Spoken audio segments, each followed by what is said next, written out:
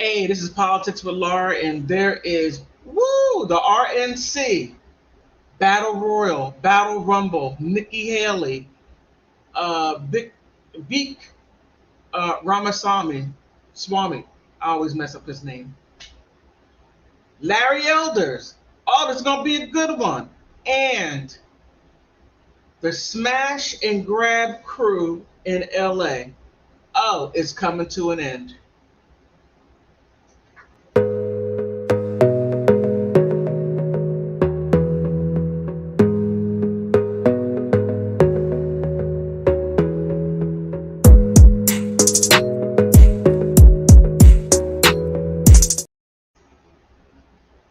Love that song. And where do we begin? Stick with me, because this is a good one, real good. All right. Before I get into my show and tell, before I get into it, the two main stars, in my opinion, and I believe many people may agree with me, is between Vivek Ramaswamy, Swami, and Nikki Haley. Now you had Tim Scott, which to me was a huge disappointment. He had zero energy. He didn't have his Snickers bar. No, someone kept the Snickers bar from him, and he was like a flat tire. Then you had Mike Pence, was like stiff and robotic. Ron DeSantis, where was your backbone? It was gone. Everybody raised their hand, and you're looking around saying, "Oh, do they have their hand up? Have their hand up?" Okay, I raised my hand too. It was pitiful and embarrassing. Just my opinion, how pitiful and embarrassing it was. However, Vivek and Haley, Nikki, both really clashed. I mean, they really went after each other. They had some low blows, and by them, and it's not, I don't think it's because that they're both are Indian. For them to go after each other the way they did, they held no punches towards each other. They really went like battle royal. You got a people's elbow, then you got a suplex, clothesline. They were having a drag out, smackdown, battle royal, rumble. RNC is never going to be the same based on that. Whoa. That's all I can say. Now, when you look at it, just let me share my screen. Because Vivek, by him saying, and he upset a lot of people, by him saying, "Hey, I fund my own campaign. I owe no one any favors." Next thing you know, the crowd was booing. He said, "Oh, all of your donors are booing me." That was a Donald Trump. It's completely different. And I was like really surprised because Vivek, I'm like, I don't know. I don't trust you, Vivek. I don't. Something about you is too good to be true. Too good to be true. Nikki Haley, I wasn't quite sure about her. Really wasn't. Still, I'm out to lunch on her. She comes from the corporate America, has corporate interest. I don't know about you. I truly don't know. Are you for the people, or are you for big business in keeping their agenda going? They're backing you. So, how, hey, it is what it is. Let's take a quick look. I'm going to share my screen.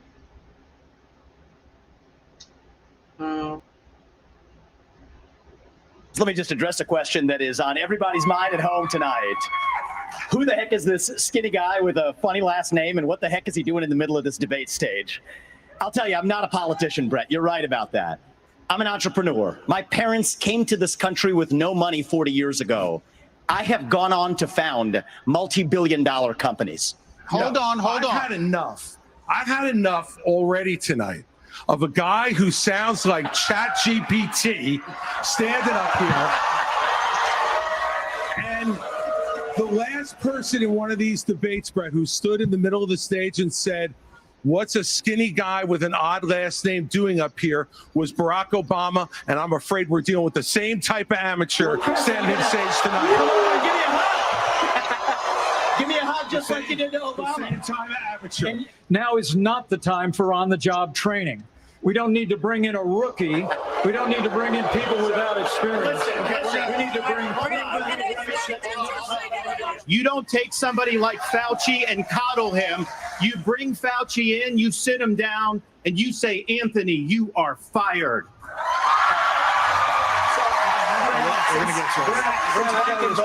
You know what? We're going to bring in. I just want to respond to Mike for 1 second because he invoked me back. Listen, now that everybody's gotten their memorized, pre-prepared slogans out of the way, we can actually have a real discussion now. The reality and the fact of the matter is... Was that one of yours? Not really, Mike, actually. We're just going to have some fun tonight. No, Boeing came off of it, but you've been pushing this lie. You've been pushing this lie all week, You want Nikki. to go and defund Israel? You want to Okay, let me address that. I'm glad you brought that up. Go and give I'm going to address each of those right now. This is the false lies of a professional politician. There you have it. Your watch, So the you will reality make America less safe. You have no foreign policy experience, and it shows. And you know what? The foreign policy experience that you all have shows in. Wow. Oh my goodness. That right there was a battle royal. I mean, the way Nikki Haley and two of them went after each other was just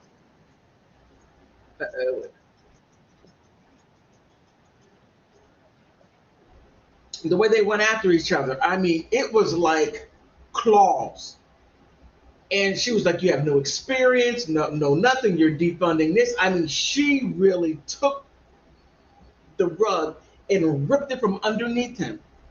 And he most definitely gave some really good ones back when he talked about her and her corporate America and about her putting globalist ideas first, then America. Oh, they really went for it.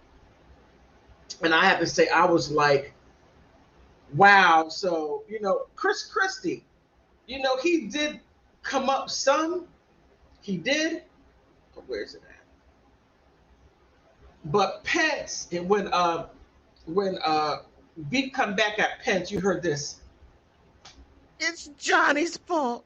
It is all Johnny's fault. It's Johnny's fault." They really went after each other.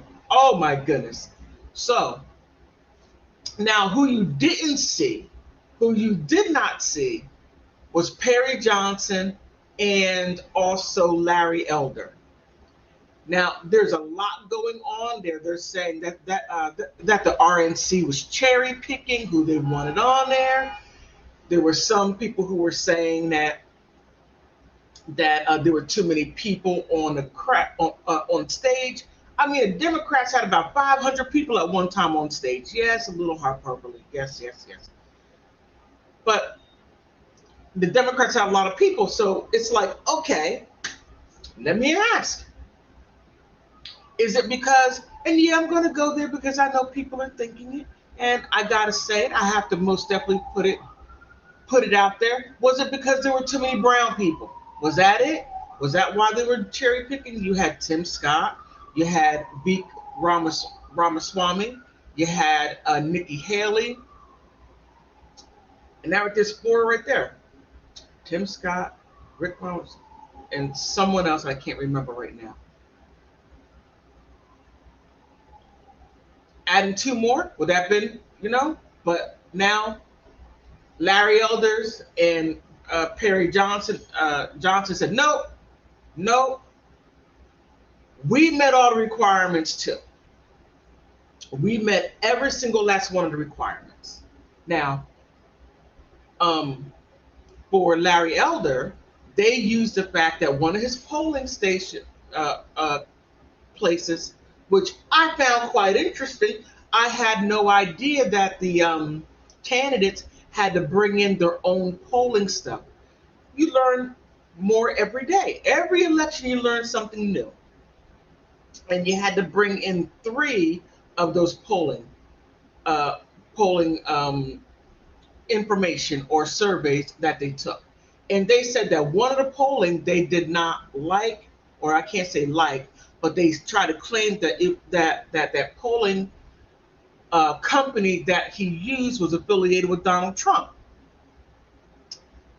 The company said, no, I'm not affiliated with Donald Trump. No, we are an independent polling company that has no affiliation with Donald Trump. Now, Donald Trump may use them from time to time, but it's not like that he has any affiliation, anything outside of checking it. So let's go ahead and check it out. I thought it was quite interesting. All right, cherry picking. Now, I thought it was really interesting. So here, cherry picking the candidates lash out at the RNC after not making the debate stage. Wow. This makes me go back and think how many people didn't make it all the other years. How were they kept out? Now here,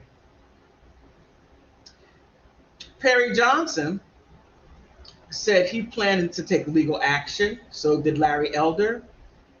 Oh, and Will Hurd said although the RNC cherry picked the polls. Quite interesting that I find only just those two guys.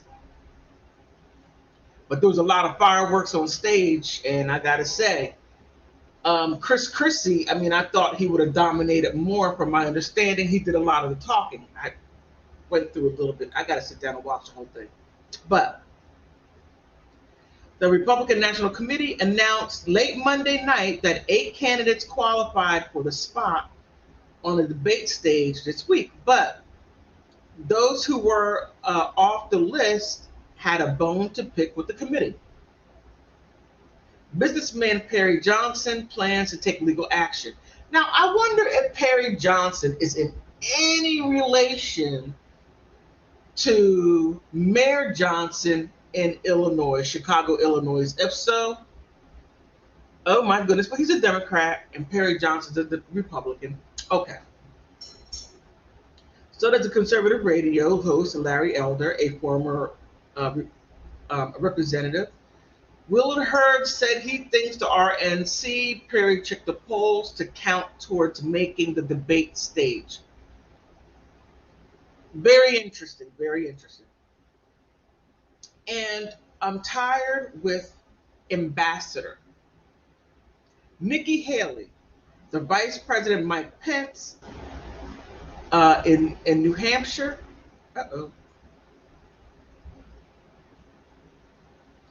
I'm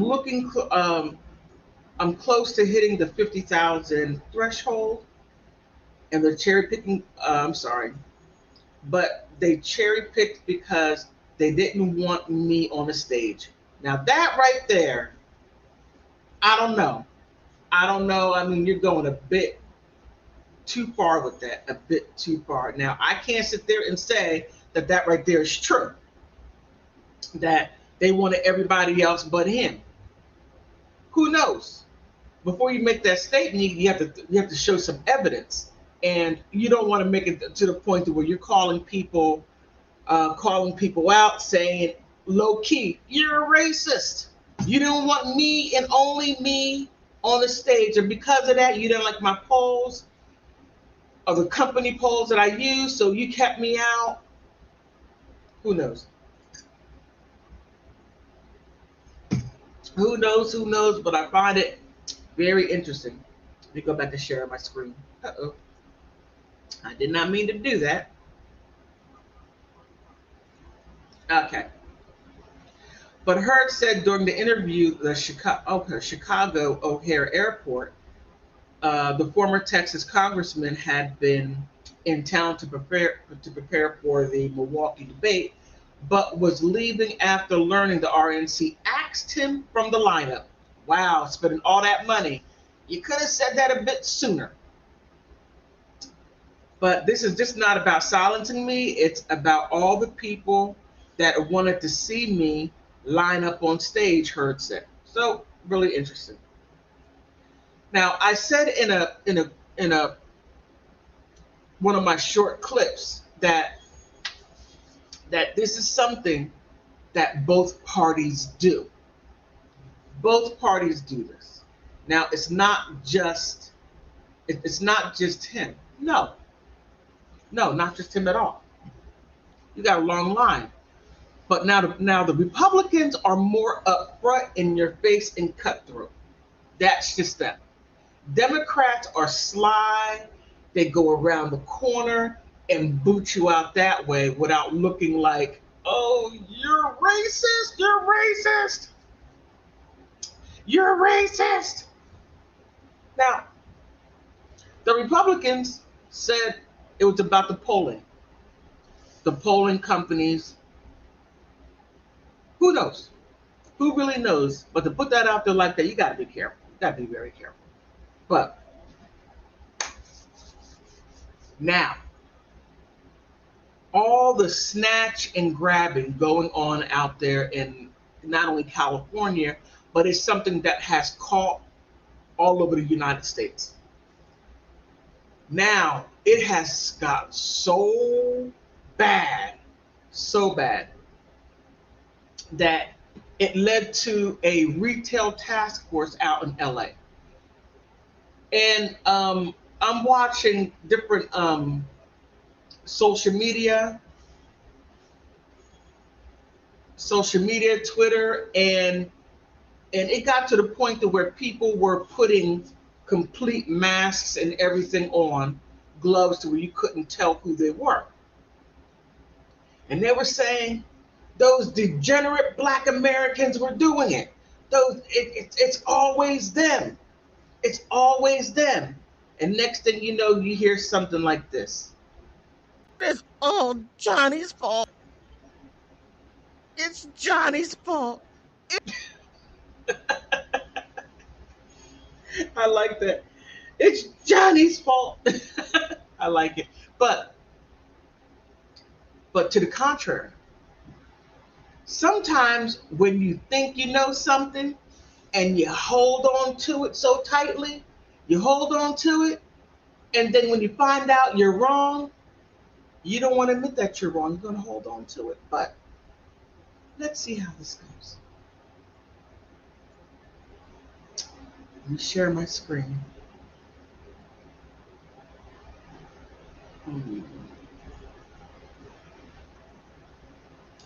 I was surprised. Listen to this. We're seeing more and more flash mob robberies across Southern California. We've just learned Glendale police made their first arrest related to the Yves Saint Laurent flash mob burglary last week. Now the city of Los Angeles plans to crack down. Eyewitness News reporter Jaysha Patel explains what police want you to do instead of videotaping the crime on your cell phone. In a press conference this morning, the mayor and law enforcement agencies announced a new task force. Now, we've seen multiple robberies. Wait, before we even go there, was that man suggesting that instead of recording it, put the recording down and get involved in that? Oh. Quite interesting. Robberies happened recently, some involving 30 to 40 people. Police are calling those flash mob robberies, and whether it's a clothing store or high-end stores like Gucci and Nordstrom, we've seen these robbers steal merchandise that in some cases has ended up to $400,000. Now today, the Organized Retail Crimes Task Force was announced, which will include the LA County Sheriff's Department, LAPD, the FBI, California Highway Patrol, and Glendale, Burbank, Beverly Hills, and Santa Monica's police department. The LA District Attorney and City Attorney's Office, along with the California Attorney General's Office, will also be included in this task force, and there will be 3 surveillance and apprehension teams, as well as 22 full-time investigators assigned. Now, you may remember earlier this month, the Saint Laurent store at the Americana was robbed in Glendale. 30 to 40 people rushed out and got away in cars, some which were unmarked. But the good news is today, Glendale police gave an update on what they've accomplished so far. Glendale police detectives undertook an operation that saw us take into custody and execute a couple of those search warrants and one of its arrest warrants, ultimately taken into custody an individual by the name of Ivan Isaac Ramirez, a 23-year-old resident of the city of Los Angeles. He is currently being processed at the Glendale Police Department and is in our custody. As a part of that arrest, Glendale PD, along with our LAPD partners, executed respective search warrants. During those search warrants, I can report back that valuable evidentiary items were found, including firearms that were recovered at one of the locations. If you're a witness to a smash and grab, police are urging people to call 911 instead of filming. In downtown LA, Jay Patel, ABC 7 Eyewitness News. Hello, I'm Mark. Now I find that very interesting. Now they're saying, put down your phones and call 911. Well, how comes the store isn't calling 911? I mean, I think they're doing her a job by filming it. I don't know. That's what I think. But with this, Ivan Isaac Ramirez and Danielle, I can't remember her, Danielle Jimenez were the ringleaders of that group there, about 30 or 40 people. They were the ringleaders, and you saw a little bit of everything in there.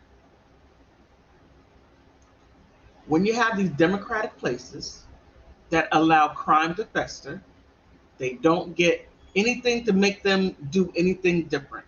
If they're running around behaving in that manner, and in that instant, they stole up to $400,000 worth of merchandise. Who knows how many times that place been hit? Now, when they caught Isaac, and all of a sudden all these arrest warrants came out, he was like, I'm not going down there. But yeah, I'm the leader, but yeah, them over there, I go 40, 30 of them over there, 15. You know, he just start telling. And it's the fact that with that, they had pistolas along with it. Quite interesting. But, oh man, democratically run states, counties, cities, they're soft on crime. We are the world. You got to stop that. You have to say, no, you can't do that. You're not going to sit there and steal. You're going to go get a job, work, and pay for what you want. Stop being a drug on society. Stop being a drain on the economy and actually be productive. Just my thought. But I thought it was quite interesting. So a quick recap. Vivek and Nikki Haley went head to head, beat each other down. Now, everyone had a chance to jump all over Vivek. Everyone had a chance to jump all over everyone, which I thought was quite interesting. But the most vicious, and I mean vicious attacks, came from Vivek and Nikki head off. They were going, I mean, just ripping the rug from underneath. You can't make it up. You really can't make that up. I'm just like, wow, that was beyond comprehension. Well, I can't say beyond comprehension, but they pulled no punches. They extended their arm and to most definitely nail it. And it's only going to be interesting because I thought, I wonder how it would have gone if Larry Elder would have been there. Because Larry Elder was talking about, well, I'm the black face for white supremacy. I mean, I'm like, oh my God, Larry. I can't believe you said that. I can't believe it. You said you're the black face for white supremacy. Okay. Well, maybe they don't want your black face supporting white supremacy. I don't know. I truly don't know.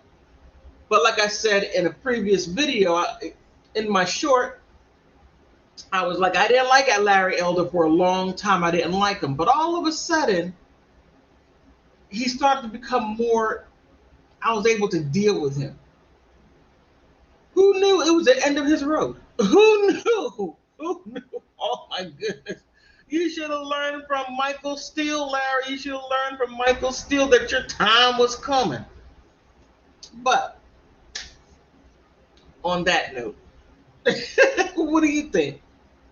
Please like, subscribe. I'm trying to get to 1,000 subscribers. Please share my video, like my video. If you don't like my video, then dislike it.